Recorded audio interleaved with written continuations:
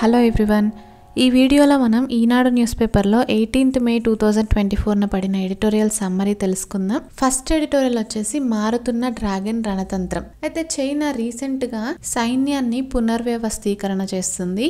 ఇప్పటివరకు strategic support force అనేది ఉండేది, ఇప్పుడు దాన్ని రద్దు చేసి సైనిక పునర్వ్యవస్థీకరణ చేస్తుంది.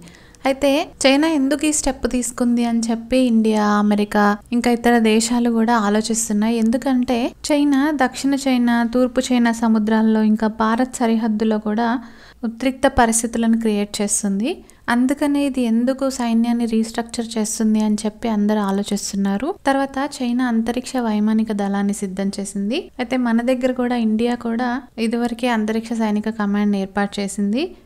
ఇండియానే కాకుండా అమెరికా, రష్యా కూడా ఇలా అంతరిక్ష సైనిక కమాండ్ అనేవి ఏర్పాటు చేసుకున్నాయి. ఎందుకంటే భవిష్యత్తులో అంతరిక్షంలో కూడా యుద్ధాలు జరిగే అవకాశం ఉంది. తర్వాత ఇంకో ముఖ్యమైన పాయింట్ ఏంటంటే చైనా సమాచార యుద్ధానికి చాలా ప్రాముఖ్యం ఇస్తుంది. అది సమాచార యుద్ధ మద్దతు దళాన్ని ఏర్పాటు చేసుకుంది.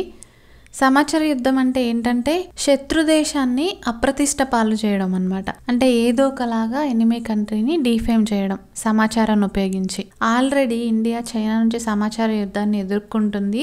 అరుణాచల్ ప్రదేశ్లో వాస్తవాధీన రేఖ వెంబడి అక్కడ స్థానికులను ఆకట్టుకోవడానికి వివిధ సమాచార మాధ్యమాల్లో చైనా ప్రచారాన్ని నిర్వహిస్తుంది. సమాచారాన్ని ఎలా ఇస్తుందంటే ప్రజాభిప్రాయాన్ని దానికి అనుకూలంగా మార్చుకునేలాగా తప్పుడు సమాచారాన్ని అనేది ప్రసారం చేస్తుంది. ఆ విధంగా ఇండియా ఆల్రెడీ చైనా నుంచి సమాచార యుద్ధాన్ని ఎదుర్కొంటుంది.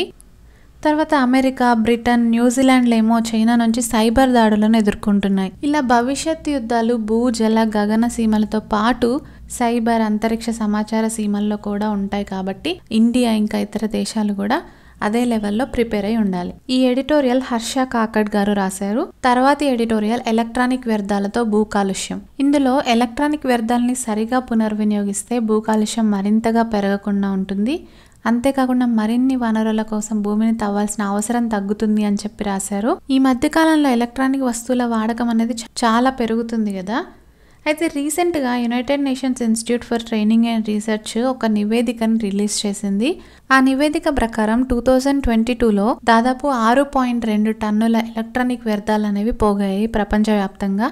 అందులో కనీసం 20% కూడా పునర్వినియోగానికి వెళ్ళలేదు. ఎలక్ట్రానిక్ వ్యర్థాల్లో aluminium, copper, neodymium, palladium, platinum ఇలా చాలా విలువైన లోహాలు ఉంటాయి. చెత్తలో కలిసిపోయే ఎలక్ట్రానిక్ వ్యర్థాల్లో కొన్ని వేల కోట్ల రూపాయల విలువైన లోహాలు రీయూజ్ చేసుకోగలిగే అవకాశం ఉండి కూడా మట్టిలో కలిసిపోతున్నాయి. దీనివల్ల 2 నష్టాలు ఉన్నాయి. అవి ఏంటంటే ఒకటేమో ఇవన్నీ భూమిలో కలిసిపోయి భూ కాలుష్యం ఇంకా వాతావరణ కాలుష్యం కూడా పెరుగుతుంది. ఇంకొక నష్టం ఏంటంటే ఎలక్ట్రానిక్ వస్తువుల వాడకం పెరుగుతూనే ఉంటుంది కాబట్టి వాటిలోకి మళ్ళీ లోహాలు కావాలి కాబట్టి మరిన్ని వనరుల కోసం భూమిని తవ్వాల్సిన అవసరం పడుతుంది. కాబట్టి ఎలక్ట్రానిక్ వ్యర్థాలని పునర్వినియోగించడం అనేది చాలా ఇంపార్టెంట్. అయితే కొన్ని దేశాలు ఏం చేస్తున్నాయంటే ఇంటి నుంచి చెత్త సేకరించినప్పుడే ఎలక్ట్రానిక్ వ్యర్థాలని విడిగా సేకరిస్తున్నాయి. ఆ విధంగా ఎలక్ట్రానిక్ వ్యర్థాలన్నీ కూడా చెత్తలో కలిసిపోకుండా ఉంటున్నాయి. అలా అవన్నీ రీసైక్లింగ్ కి వెళ్తున్నాయి. కానీ మన దగ్గర ఇంకా చాలా దేశాల్లోనూ ఇలా చేయట్లేదు కాబట్టి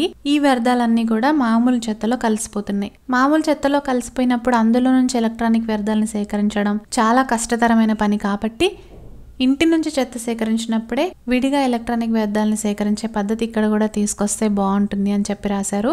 ఈ ఎడిటోరియల్ కె వీరబ్రహ్మం గారు రాశారు.